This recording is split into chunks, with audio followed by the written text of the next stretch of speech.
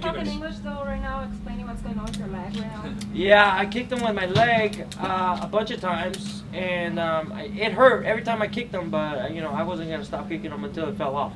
And right now I'm paying the consequences. It just hurts. It's just swollen. Nothing's broken. Nothing major. It just hurts right now. I was understanding that you were saying that this is like the biggest victory to have over somebody that was an ex-champion. I mean, can you tell us, like, where do you think that can propel you to, having that? Yeah, obviously, win over over Johnny, man, I think it puts me right there in the conversations to fight for a #1 contendership, and fight for the title eventually. And you were saying also, I think, that you wanted to fight in November in Mexico, is that right? November in Mexico is the plan for sure, and I would love to fight in Mexico City.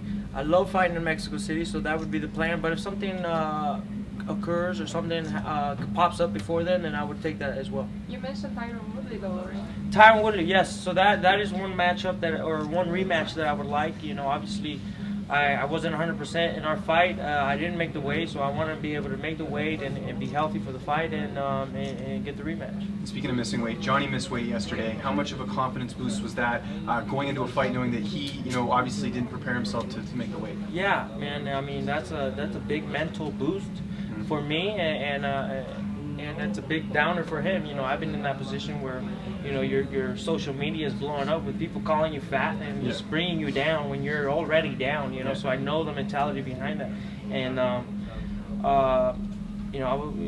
it is what it is. We were at the early weigh-ins, and we saw that you were close to missing weight yourself. How stressed out were you because you had to weigh in right at the very end? Yeah. Through your mind, did it go through the fact that both you might have missed weight for this bout? No. There's no way I wasn't gonna make weight for this fight. This is the biggest fight of my life. I have to make weight. So. Well, was it something in your weight cut that went wrong? Why did you have to take solo? Why did you have to weigh in at the very end, right before cutoff? Yeah. It's just time. The time we didn't measure it right. But I was expecting to be on weight by 8 a.m. But it's just time. We didn't measure the time right, and it just took a few extra hours. Are you confident in the next fight your weight cut will go smoother, or is it something you constantly worry about going into your fights? No, it's just little tweaks that I need to make in the weight cut. Every fight I'm still learning, and it's just little adjustments that I need to make for it to be even better next time. You seem to have had like a newfound confidence or just the sharpness about your striking in this particular fight. How much would you credit that to having worked at Kings with Rafael Cordero? Oh yeah, entirely up to that camp. That's why I felt so confident going into the fight. Is the camp that I'm in at Kings MMA, the people that I surround myself with, and the people helping me out, man. I just have a great foundation of people around me, and that's why I felt so comfortable. I felt real at home tonight.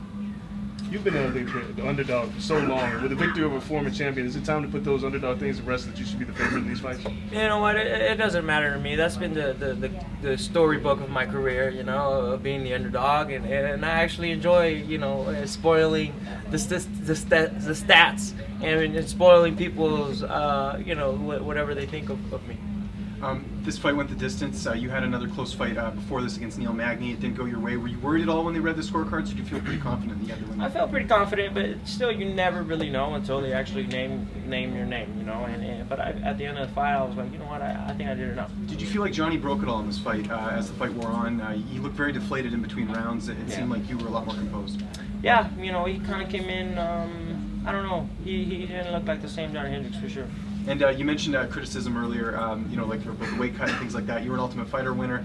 How have you dealt with criticism in the past? With the weight, missing weight, and being an Ultimate Fighter winner, and having that expectation that people think you're supposed to be the next big thing, but it's kind of unfair expectations. I think I've been able to deal with it just basically on my age. I think I was young and I was naive and I didn't really care what people thought, So that's one advantage that I had, I think. Over the last year, with the experience having the fight at 185 and then having that 5-round fight with Neil Magny, how much has your game grown just from having those experiences? Oh, tremendously. In this last few fights that I've had, I've grown tremendously, and then going over to Kings, I've grown even more under the tutelage of Rafael Cordero, who's just brought in a world of tools for me.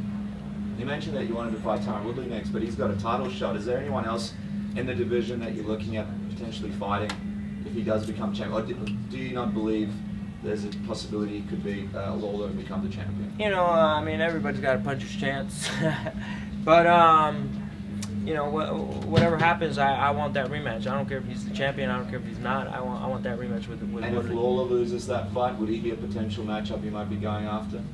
And, you know, it doesn't matter to me. I want to fight the best guys, and I want to be the best in the world. So, thank you guys.